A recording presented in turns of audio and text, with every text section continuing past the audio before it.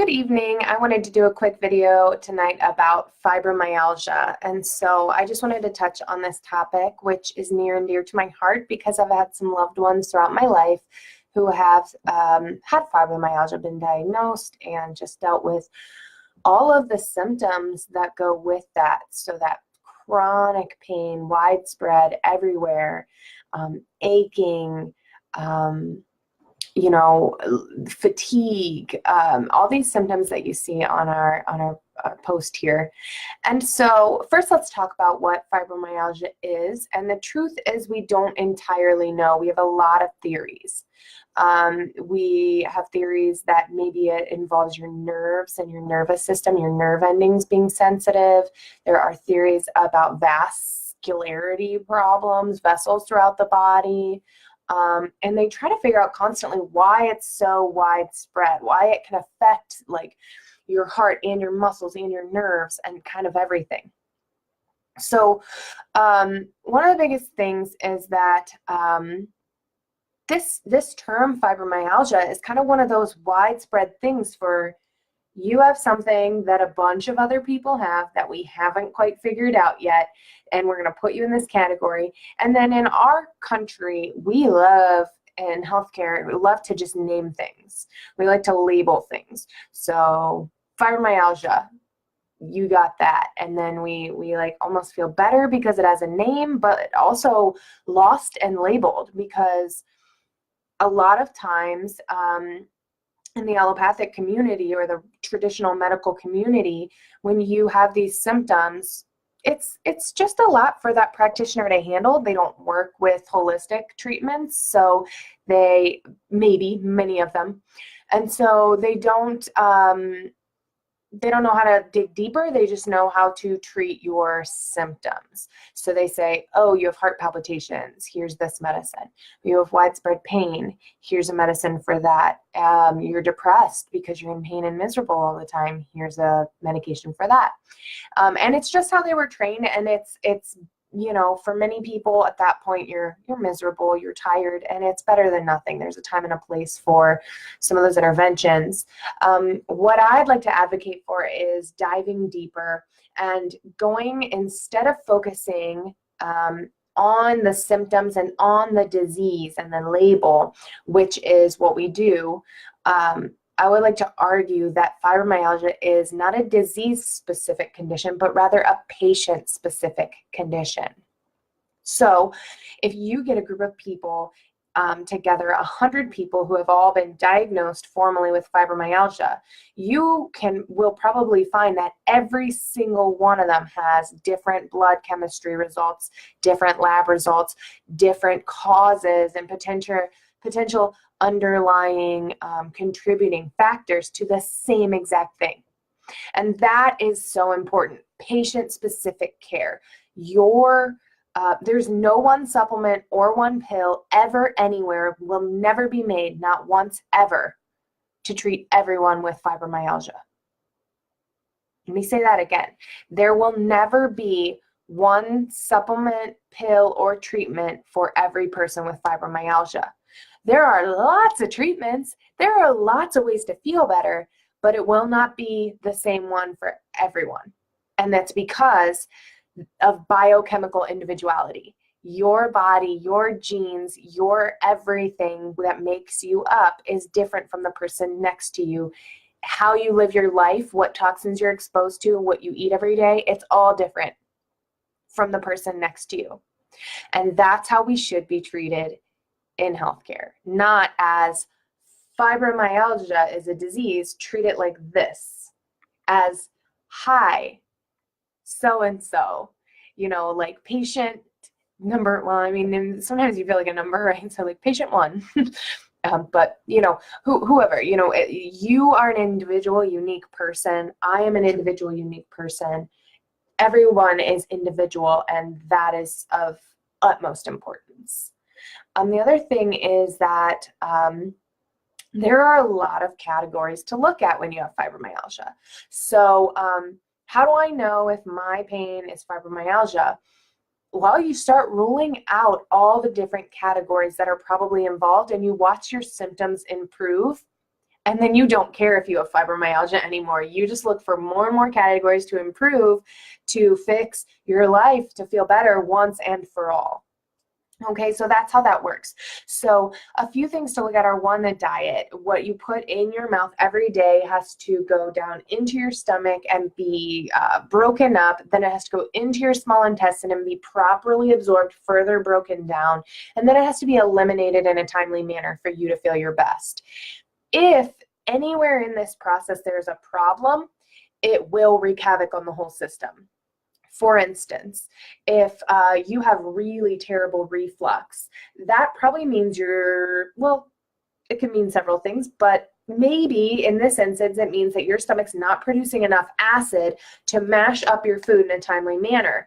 Therefore, your food is physically coming back up into your esophagus, causing that reflux, and not moving through your digestive tract properly, causing, who knows, IBS later. Guess what a symptom of fibromyalgia is? IBS. You either got diarrhea or constipation all the time. That's how you live. Okay, so look at your gut health. Look at every step. It starts in the mouth. We've got enzymes, digestive enzymes that break down our food. We need bile salts. If you don't have a gallbladder, you should probably be supporting yourself with some natural, like exogenous bile salts that you take, because your gallbladder isn't helping you in that way anymore.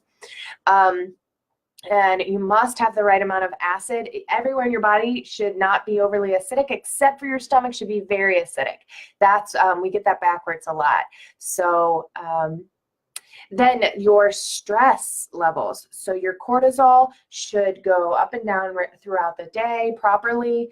And if it's not, if you're extra stressed at certain times of the day, if you don't sleep well at night, or if you've got some thyroid imbalance or even some adrenal problems, then that can also greatly contribute to fibromyalgia. A lot of people think they have fibromyalgia, come to find out they had Hashimoto's autoimmune condition of their thyroid the entire time.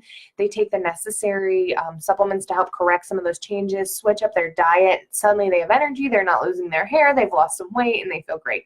So diet, your gut health, your stress, thyroid, and adrenal glands, I'm going to put those in one category. Toxins. So are you being exposed to heavy metals? Do you have fluoride in your water in excess? Do you, so any, mercury is another heavy metal that's commonly making people toxic. That one is found in every product that has ever contained high fructose corn syrup.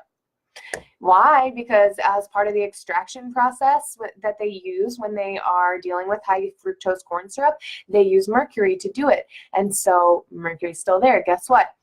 Teeth fillings can still have, the amalgam fillings can still have mercury or aluminum. So those kind of things are also important.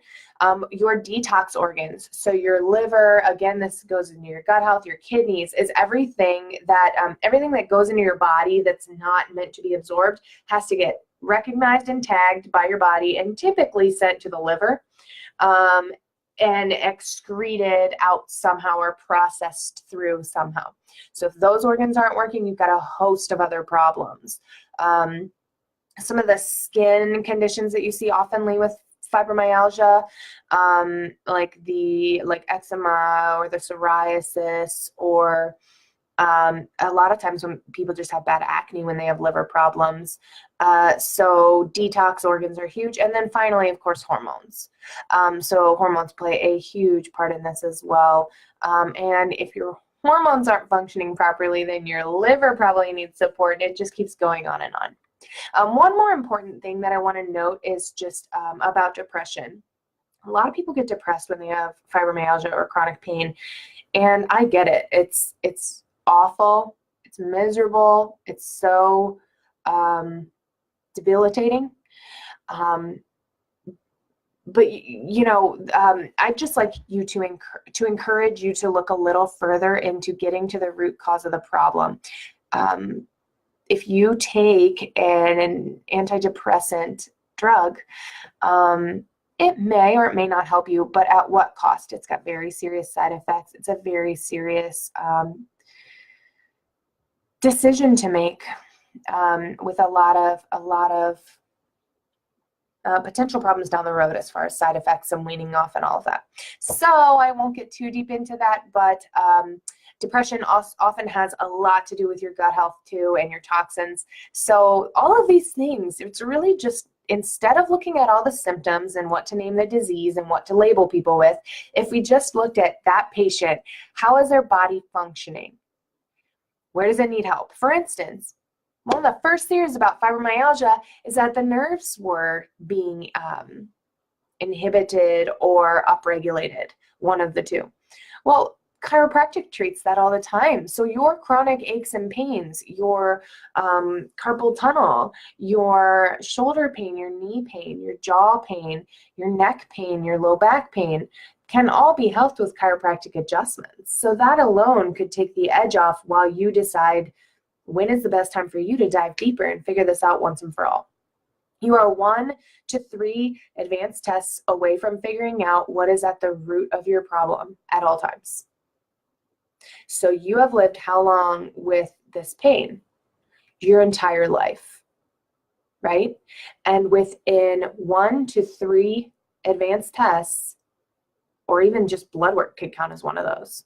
A blood work panel by a doctor who orders the appropriate values and some follow-up testing, you are that close to getting to the bottom of what's really going on. Do you have fibromyalgia, or do you have improper diet, bad gut health, high stress and adrenal burnout, hypothyroidism, maybe an autoimmune condition, toxic overload, lack of detoxification pathways, or hormonal imbalance?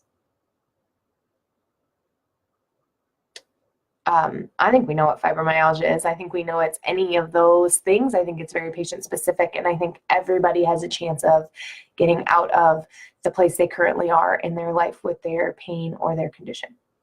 Okay, guys, I got a little deep on that one. I hope you still enjoyed it. Don't forget to say hi, leave me a little comment, let me know you were here, and I hope you have a great night. Please let me know if I can help you in any way. Thanks.